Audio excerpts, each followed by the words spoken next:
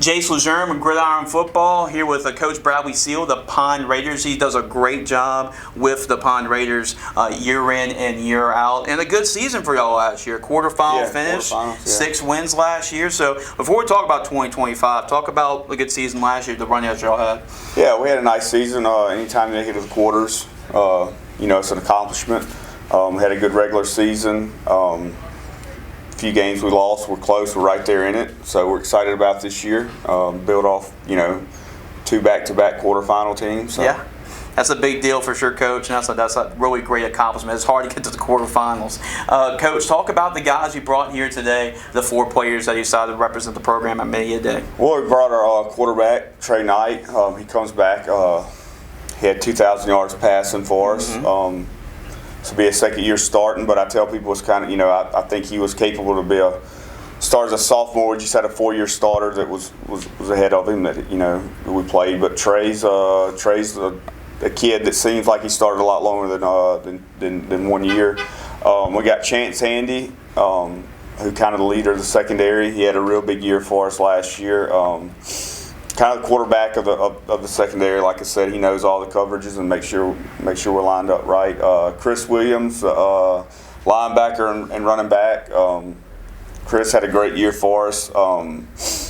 Led the team in tackles. Kind of hurt his shoulder at the end of the year, but he battled through it. So we're excited about having him back. And then Caden Stogner, who's be a 3-year starter. He gets after the quarterback from outside linebacker. We're always excited to have him back. So.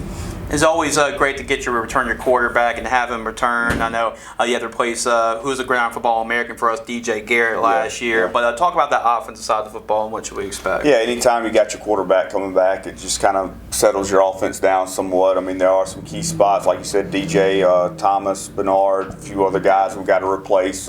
Jackson Jones, who's at TCU. But when you have your quarterback there, you kind of – the offense is familiar, and you can build from there. So we're excited about that. And the guys that we have that's replacing those guys, like you said, DJ's the big one, but we've got a kid, Delvonte Gardner, that we think, can be right there with DJ. I mean, any time you talk about replacing 1,200 yards and 10 interceptions on defense, no matter what happens, you got to go do it, right. Which Delvonte had a big spring. He had 2 touchdowns that spring game. So we're excited about our offense, and we should feel like we should kind of pick up where we left off from last year. Okay, Coach. Let's flip on the other side of the football, and what should we expect on that side? Yeah, our back 7 or back 8 linebackers and secondary, we've got a lot coming back. 3 of those guys are here today. We returned 3 linebackers, 2 guys in the secondary. Come back.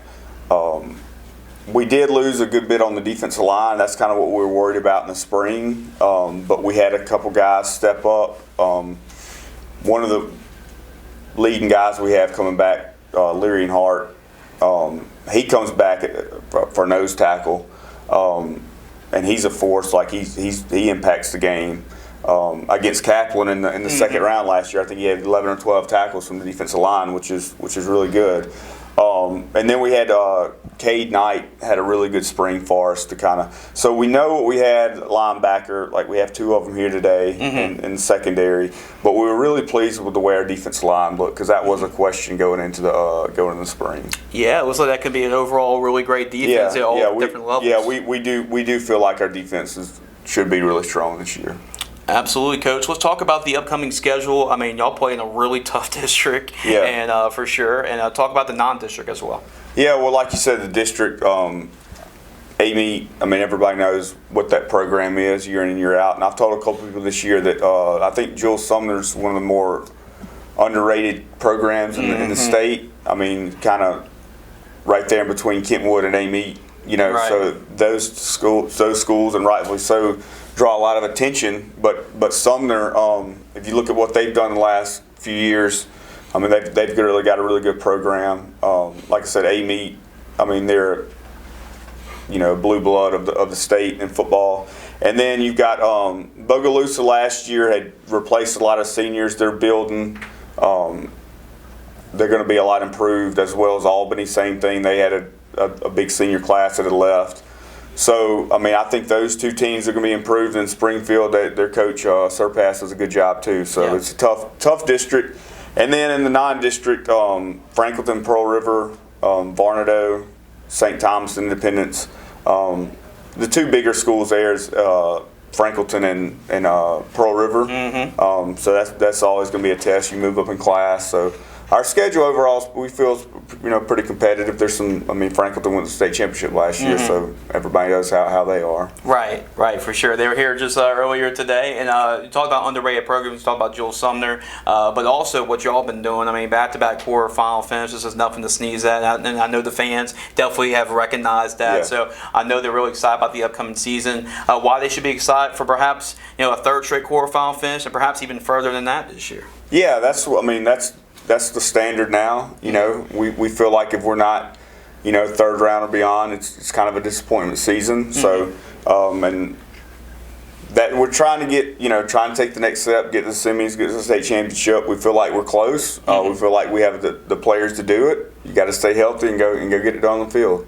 Absolutely, Coach. You're doing a great job at the program. Keep up Thank the you. good work for Thank sure. you. Here's a free magazine on us, and I know you're going to like the next magazine because we'll have an in-depth season preview on the Pine Raiders for this upcoming season. So, Pine fans, make sure to go to our website. Go to GridironFootballUSA.com to order yourself a preseason magazine. It'll be released before football season, so make sure to order your copy now at GridironFootballUSA.com.